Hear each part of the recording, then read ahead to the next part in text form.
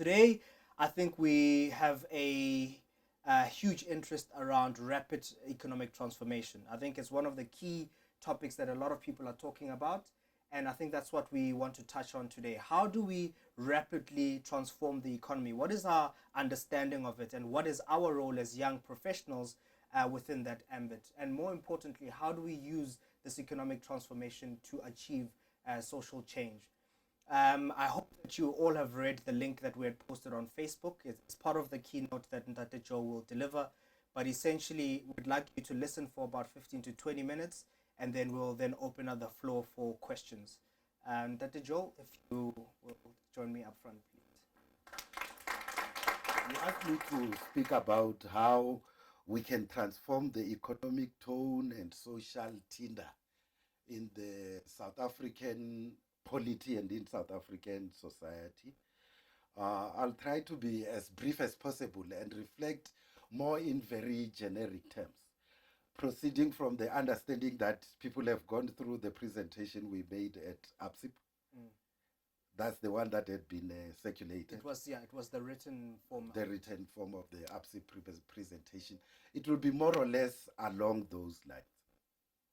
But the first issue all of us need to acknowledge is that discourse on radical economic transformation is intensifying in our country. And that discourse could be genuine. It could also be impelled by intentions that are not necessarily in the interest of society. It could be self-serving, but whatever it might reflect, the reality is that it is informed by the realities in the macro social environment within which all of us are operating. What is that macro social environment?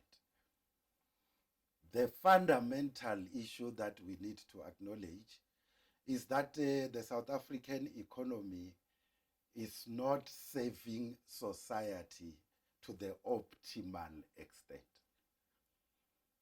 The economy's structure is path dependent and has not transformed much in the past 20 years or so. Path dependency described, amongst others, in the mining energy complex, minerals energy complex, but path dependency also reflected in the fact that manufacturing has in fact dissipated in the past 20 years, from around 20% as a proportion of GDP now to around 8%.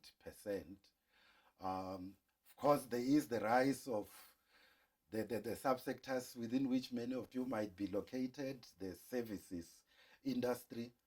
But when that services industry is described, people think only about banking, whereas it will include also car guards and functions of that kind from which people cannot subsist. The other character attribute of the South African economy is that in the manner in which it has evolved over the past 20 years, it has tended to perpetuate the social relations that we inherited from the past. In what form? The face of poverty is black and or female. The distribution of income and assets reflects the essence of what we inherited from the past. The reality is that we are not only experiencing challenges of youth unemployment with figures that you would be familiar with, but also in the various establishments in which professionals are located, you find glass ceilings that people are unable to break. Someone was posing the question from the research that we've done, why you find high levels of anger and impatience, and support for people who wear colors similar to your, is it acting secretary? Yes.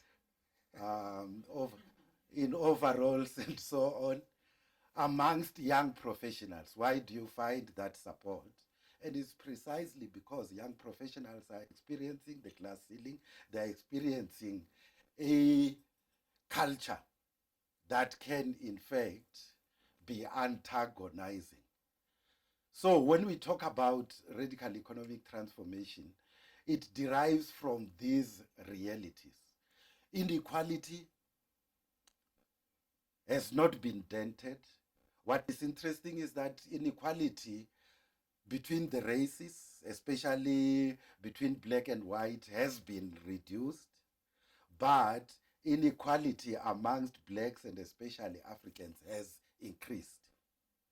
And South Africa still has one of the highest, if not the highest, Gini coefficients on a global scale, which is a measure of inequality.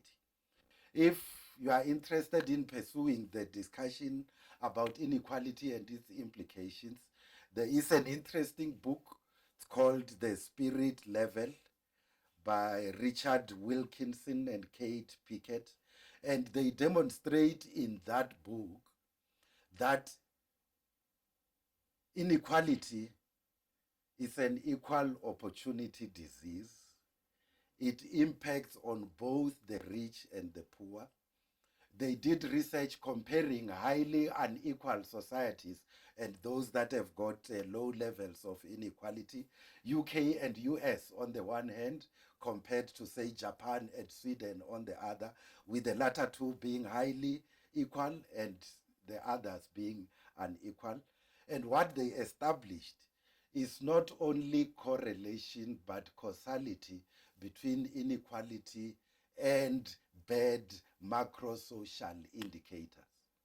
Teenage pregnancy, the proportion of the prison population as compared to the population as a whole, the poor performance of children of both the rich and the poor in education, high levels of violent crime, and so on. These are lower in, say, a Japan and a Sweden compared to a UK and US, because the UK and US are more unequal. In fact, if you looked at the trend in terms of violent crime in South Africa, it's more or less similar to what happens in Latin America. And what is the common thing? High levels of inequality.